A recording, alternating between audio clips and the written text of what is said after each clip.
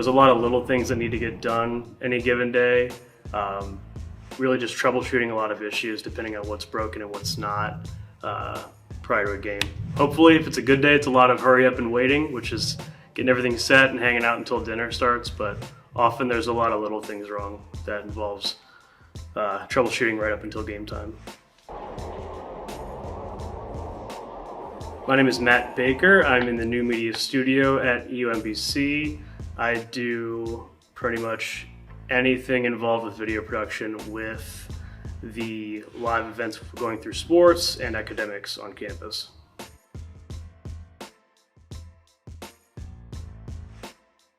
Well, I guess in the sense of what we do a lot here, the roles within basketball could be anywhere up to 15, 20 people in a game. Just off the top of my head, you have 4 to 5 cameras that need to be manned by one person each, maybe a person additional if there's a utility needed to wrap cables, a person or two for graphics, audio, switching, directing, and replay. All gets about 2 people each. So that doesn't even cover when we get down to social media and anything like that. So it could definitely grow to about 20.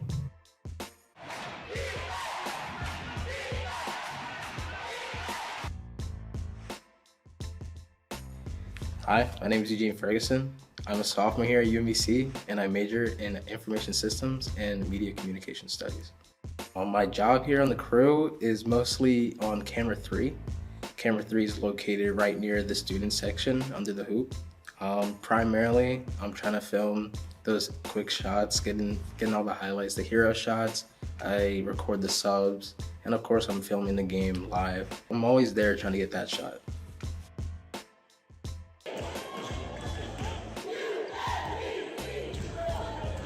I find it really fun. I think camera 3 is my favorite position here.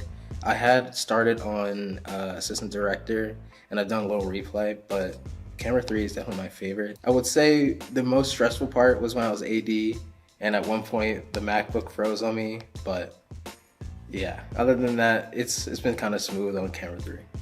You definitely have to catch on really quick and be on your feet and be willing to move the second someone asks you for something. So it's exciting, and that is how it is in the real world too with these events, is you just get dropped in and you have to learn fast, which could be a good test here too, because the stakes are a little bit lower. He'll take it to the basket.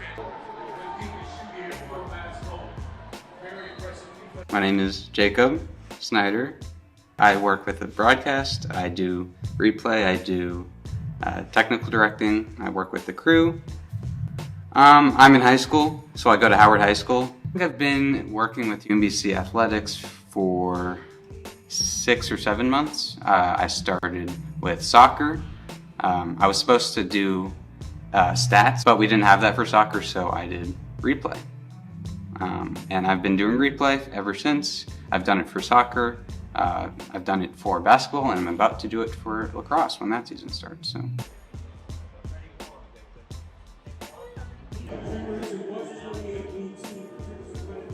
The people I work with have a ton of experience. It starts with, Dustin. I met him when I was starting. He was the one who kind of hired me.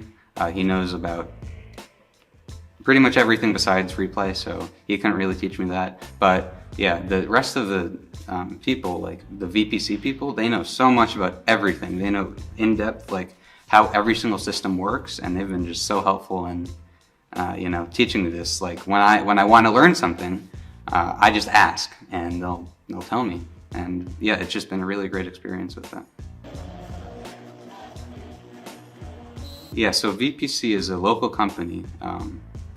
The CEO is a guy called Eli Eisenberg, and I think UMBC contracts them out, so they have a bunch of people that come and work with us. They bring their equipment, and they bring all their experience, and I can benefit from that. It's funny, it's comparable, because a lot of the guys on the professional end that work with us at the UMBC games also I've known for years working at the Ravens. There's a ton of overlap across the state in who gets the call to work these jobs, so you see a lot of familiar faces even outside of campus working these events. I think the director will be Steve Groff. He's the director of video operations, I think, at the Ravens.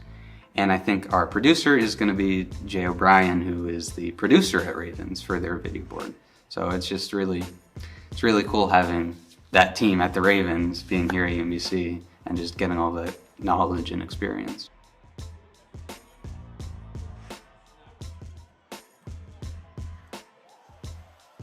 So this is the expression graphics machine.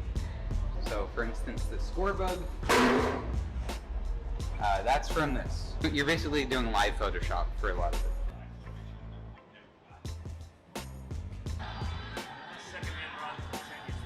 So this is the producer's router, this thing, and this basically allows the producer to show the commentators what he wants them to see. So if he wants to show them a graphic, he's going to use this router to show them. Also, this is very important for replays. This is how the refs actually see the replays. We can actually show replays to the refs without showing it to the people at home.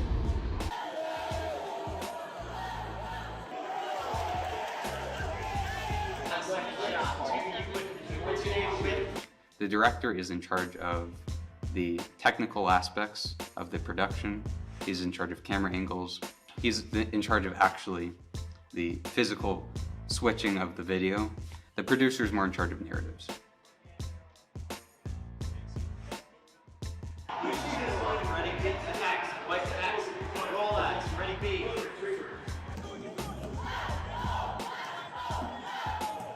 I mostly work with the director on the headset while I'm filming, and they're sometimes different directors, so I always have to be aware and make sure I'm getting the shots that each director wants, because not every director is going to be the same.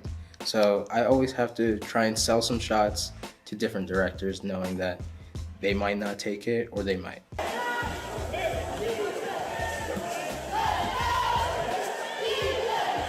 Today I'm running camera 2, which is the main replay camera.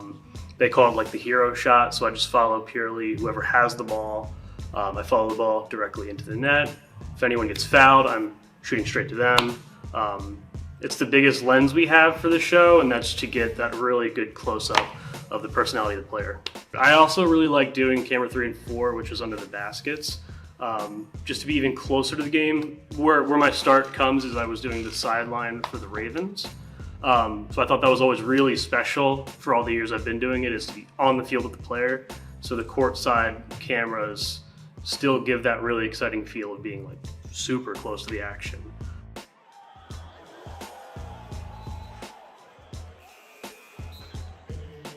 My favorite shot was recently the Lacey Drake buzzer beater.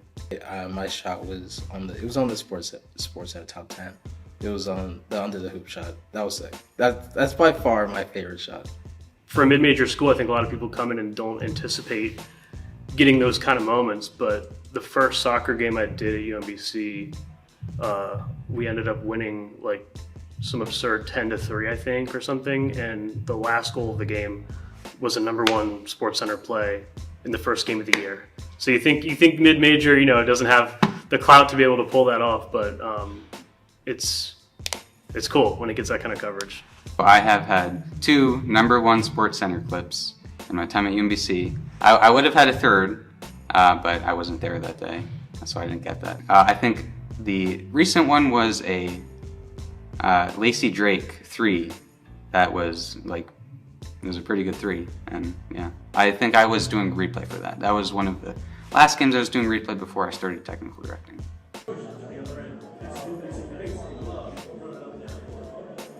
I would say the environment here I think it's kind of relaxed. Other than the hurry up and wait, we can stress about, we got to get this done, and whatever. But as soon as it's done, everyone's kind of relaxed and chill and ready to start the game or the event we're doing. I think the energy of the crew is always is very exciting, whether it's good, exciting, or bad. If it's an emergency, it's always alert and energetic. Very, very supportive, I would say, energy. It's very, it's very joking at times. We have a lot of jokes, a lot of laughs. But yeah, in general, everyone's super excited to work with everyone else. And after the game, everyone is, helping clean up and just talking about daily life. It's like any other environment where you have a lot of people that like each other.